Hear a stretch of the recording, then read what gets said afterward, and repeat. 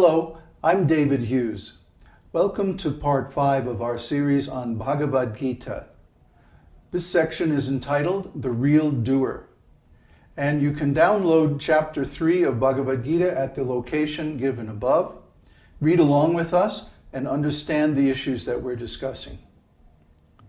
Lord Krishna says in Bhagavad-gita that the reason we are entangled in the laws of karma is because of a misconception. We think that we are the doers and that we are the enjoyers of the results of our work. But actually, all these activities are carried out by the laws of material nature under the direction of God. So actually, God is the real doer through the laws of material nature that He ordains. We aren't the doers, and therefore we aren't entitled to the results of our actions. This simple realization is the key to becoming free from the laws of karma. So you might ask, what does someone who has this understanding do? How do they act and how do they work in the world? After all, we have to feed ourselves, we have to take care of our bodies, we have to do so many things just to exist in this world.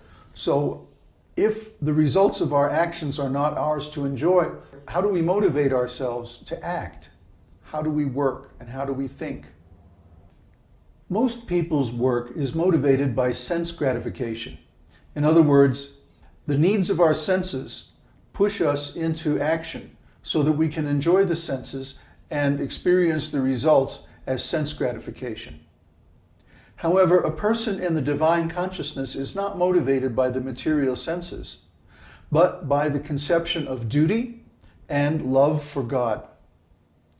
Instead of working for sense enjoyment, which we don't need because we have the pleasure of spiritual love within, we work for the satisfaction of God. We work as a matter of duty to lead people on the right path by setting a good example. And we also work to give our beloved Lord the satisfaction of knowing that we're following His will. As we discussed last time, the difference between working for sense enjoyment and working to satisfy God is that when we do work in devotion, we do not have to suffer the results of karmic reactions. Of course, we still have to experience karmic reactions from our previous work before we started working in devotional consciousness. But by working in devotion for the satisfaction of God, we do not create any new karma for ourselves. In other words, we get free from the laws of karma by acting on the spiritual platform. Krishna says those who follow this teaching and work according to duty without envy, following His instructions, becomes free from the attachment of material reactions. We have to become free from attachment. We also have to become free from aversion. In other words, liking something and disliking something are both simply based on the concept of sense gratification. What would be pleasing to me? Instead, we have to start looking at things in terms of what would be pleasing to God.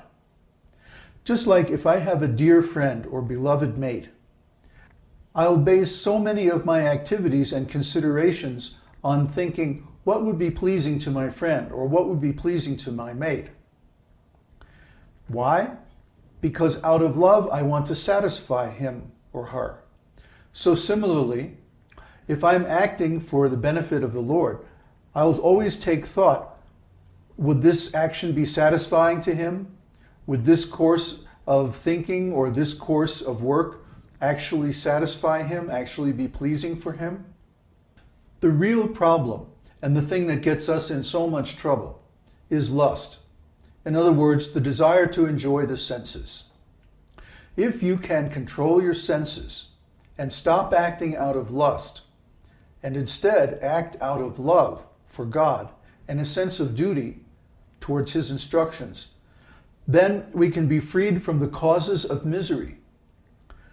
Everything in this material world is imperfect and temporary, but the soul is eternal and perfect. Therefore, we find problems with everything in this material world. Nothing is right. And even though we may get a little enjoyment out of our senses, in the end, there's always some problem, there's always some imperfection, or it has to end. That's the nature of this material world. But love of God never ends. And service to God is also unlimited, eternal, and perfect. So you might say, well, how am I going to change the way I work? How am I going to change my motivation? I've been doing this my whole life, and it's very difficult to change. Well, I agree. Habits are really difficult to change. Therefore, we need to develop a new habit.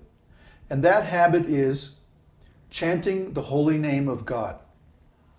The process by which we become detached from our senses and conquer over lust is by training the senses, the tongue, the ear, and especially the mind, to always think about God, to always think what would be His pleasure, what would be His preference, and to follow those.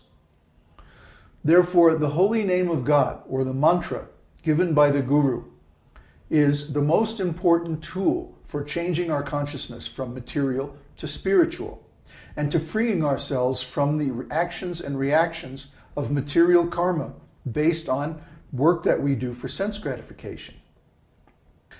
Just as the living senses are superior to dull matter, so the mind is superior to the senses.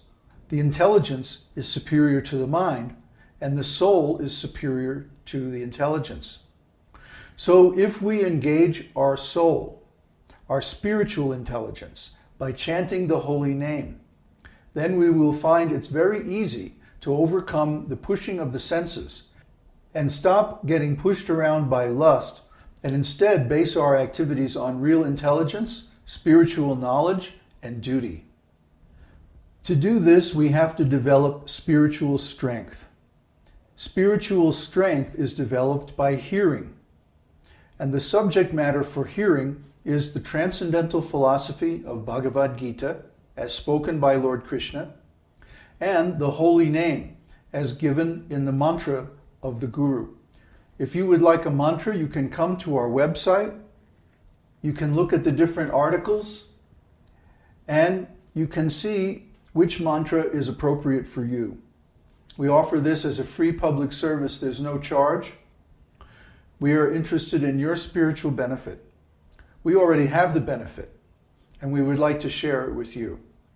So visit our website, read the articles, join the forums, and get the benefit of real spiritual intelligence.